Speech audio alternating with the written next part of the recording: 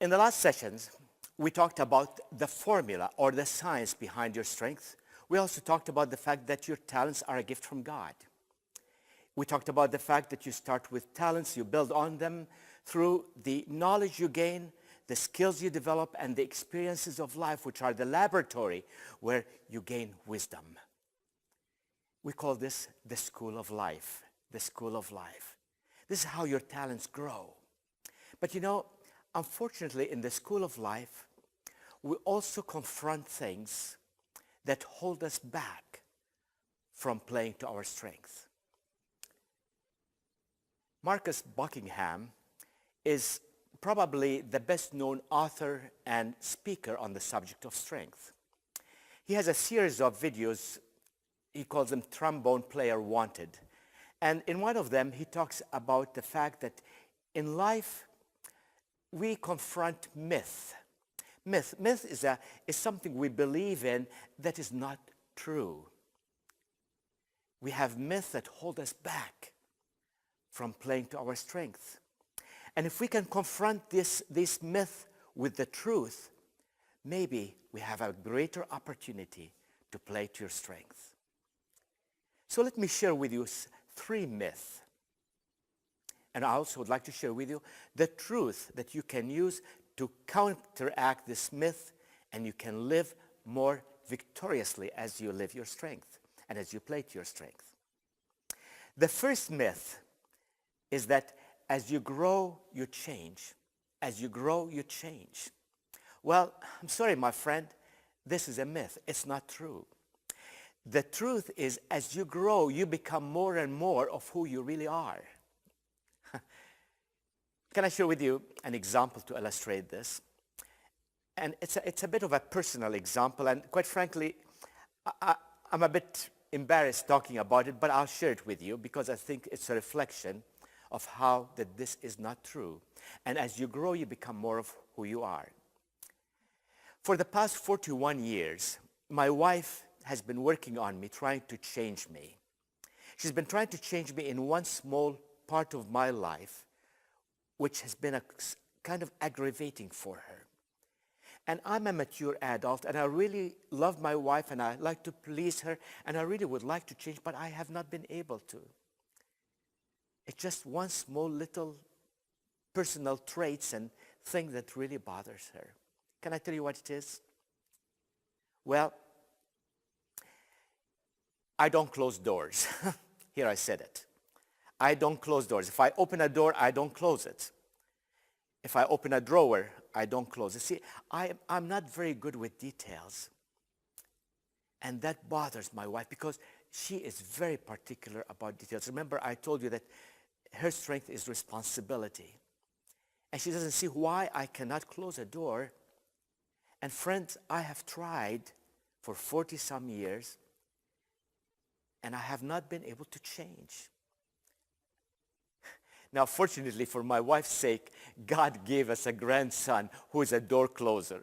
Spencer, our 4-year-old grandchild, he just loves to close doors. You know, it was interesting. He was about a year old, and he was playing on the floor in our kitchen, and my wife gave him her measuring spoons, and that little 1-year-old had them arranged by size. See, Spencer is born with attention to details, and every time he would see a door that's open, he would go and close it. He's a door closer, and I am not. And later in his life, when Spencer is 20, 30, 40, or even 70 like me, he will continue being a door closer. I just hope he doesn't marry a woman who does not close doors. That's one myth. As you grow, you become more and more of who you really are, and you notice this with aging people a lot more. The second myth is that you grow the fastest and you gain the greatest benefit if you focus on your areas of weaknesses. If you want to really improve, fix your areas of weakness. Look at your weaknesses and try to improve them. That's a myth. The truth is that you have the greatest opportunity to achieve greater rewards and greater results if you focus on where you have natural talents and where you have natural strength. Let me give you an example. The University of Nebraska did a very interesting study. They took a group of students, grade 9 students from high school, and they gave them all a speed reading test. Some of these students averaged about 90 words a minute. Others averaged 350 words a minute. So these were the two extreme sides. Some that averaged 90 words a minute and others that averaged 350 words a minute. They took these two groups together and gave them a 6-week speed reading course. They all took exactly the same course together. And after the 6-week course, they gave them another speed reading test. The students that had averaged 90 words a minute, they did improve to 150 words a minute. That's 60% improvement, which is good. But the students that had an average reading speed of 350 words a minute, their new average speed was 2,900 words a minute. That's 800% improvement. You see, that second group, folks, had a natural God-given ability that attracted them to reading fast versus the other group. You grow the fastest in the areas where you have your natural strength and natural abilities.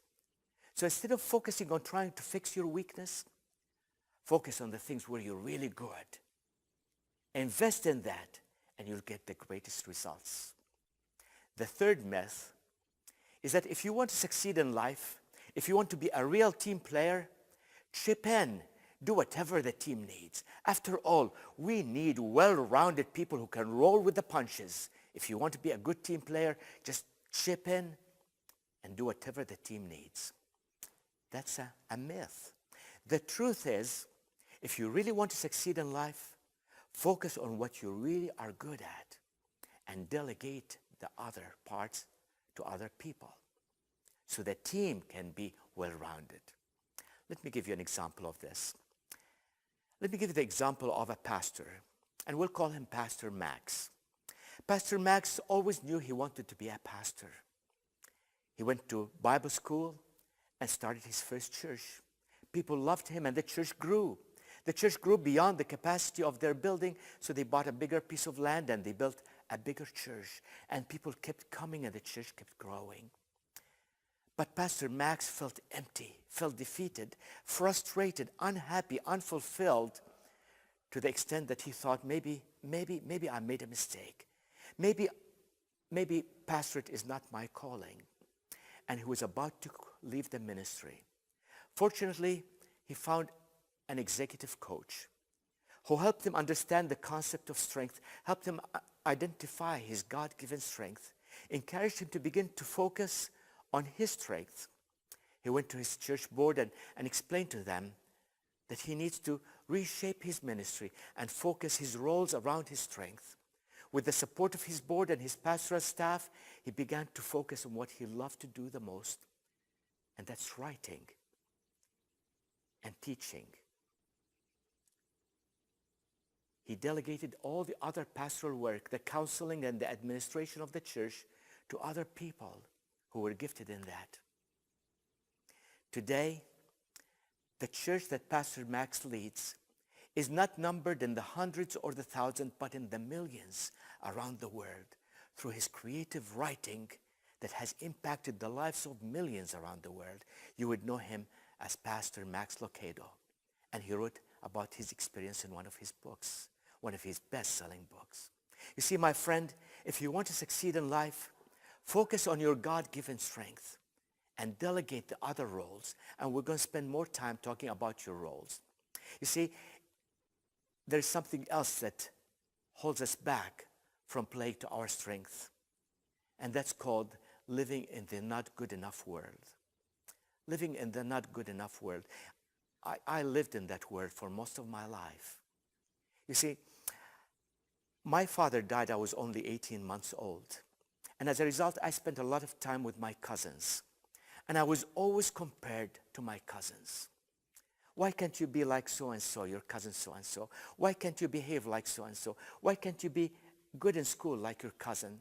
You see, I wasn't that good in school. As a matter of fact, school to me was a punishment. And I wasn't good in school, and my cousins were much better in school than I was. I lived in that not good enough world through my childhood. And then I left, and most of my career was in the sales and marketing. And you know, that world, they give you a quota and you make your numbers one month, and the next month, you're not good enough. They give you a quota and you achieve it, and then they raise the bar and you don't make your quota the next month, and you're not good enough. We live in our neighborhoods. You have a car that's maybe 5, 6, 8, 10 years old, and your neighbor gets a nice new car, and all of a sudden, you're not good enough. Your children in school come home and talk about their friends who have new clothes, new toys, and all of a sudden you feel you're not good enough. We live in the not good enough world. Your Heavenly Father and my God and your God had a different paradigm, because in Philippians 4:8, we're encouraged to think of whatever things are lovely, whatever things are pure, if there be any virtue, if there is anything worthy of praise, think of these things. My friend, take inventory of the things that are good, that are worthy of praise, things that make you feel good, that energize you. Take an inventory of the experiences of life. There are things that you like and things that you dislike, things that you love and things that you hate. The things that you love are a reflection of your natural God-given talents and abilities, and things that you struggle with, they are a reflection that this is not where you should be. And you see, as you build that inventory, as you take that inventory of your talent, your knowledge, and your skills, and you build it as an inventory, it begins to shape your God-given resume. I don't know about you, but through my 35-year career, I've changed jobs quite a few times, so I've been through a lot of interviews. And one of the first questions people ask you in an interview is, tell me about yourself. I don't know if you've been to a job interview, you know that question. Tell me about yourself. And most of us start by talking about our titles and the organizations we worked for. But here's something I really would like you to learn that will change your job interviewing practice. Start by talking about your talent. One of the best ways to describe your talents is using adjectives. So here you finish a sentence by saying, I am, and use adjectives that describe your character. You see, your character shapes how you do what you do, defines the roles you play, and then you follow your adjectives by some of the knowledge you acquired, the skills you developed, and the experiences you have gone through in life. That's how. Tell me about yourself. So for now, we'd like you with your partner to experience and exercise. Tell me about yourself.